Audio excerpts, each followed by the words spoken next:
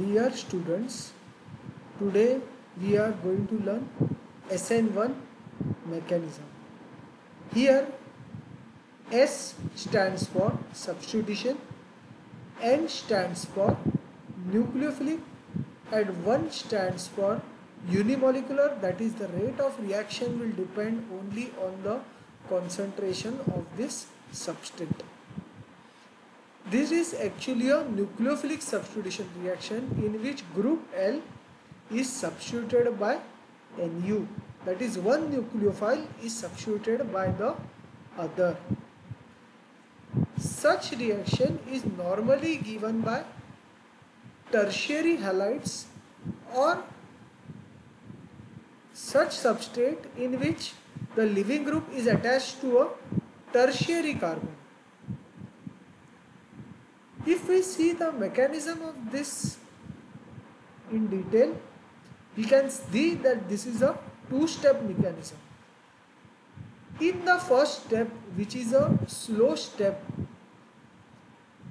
the substrate dissociates to give a carbocation.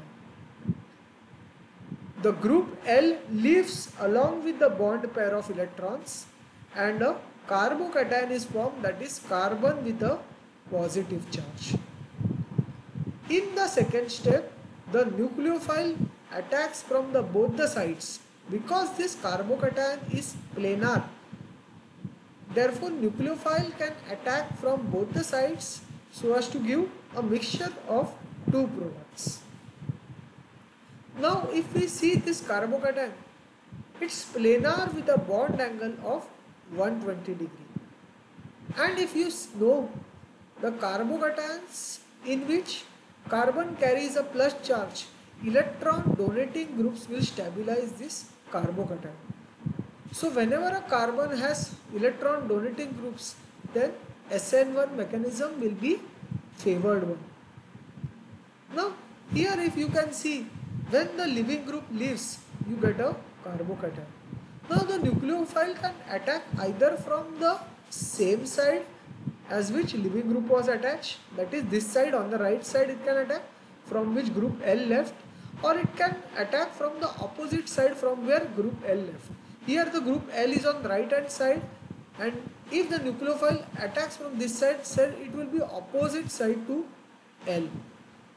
Therefore, if this carbon is chiral and if your substrate is optically active, then you see that when the group L leaves, then you get a carbocation which is a planar one, and therefore nucleophile can attack from both the sides, therefore giving rise to this product in which nucleophile is opposite to that of group L, that is group L here is on the right hand side, but nucleophile in this product is on the left side. Therefore this is known as a product with inversion of configuration.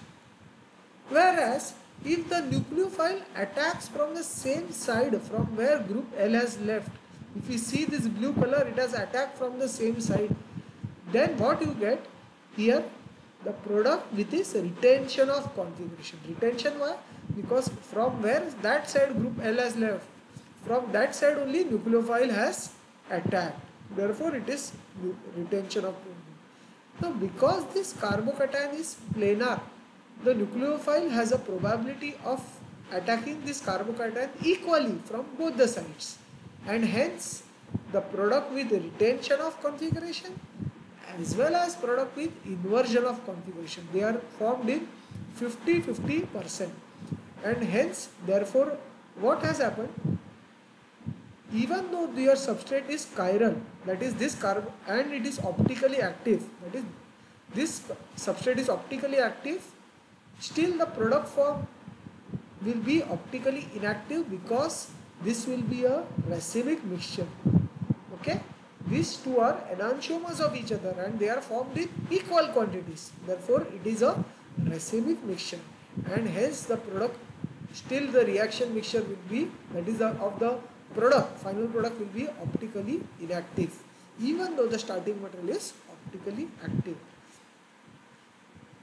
To summarize this, SN1 mechanism will be a two-step mechanism in which the first step is a slow step in which the carbocation is formed, And the second step in which the nucleophile attack is a fast step, because from a charged species a neutral compound is formed. A charged species is unstable, therefore this is a relatively slow step. Okay, and in this mechanism you get a racemic mixture. These things are to be remembered.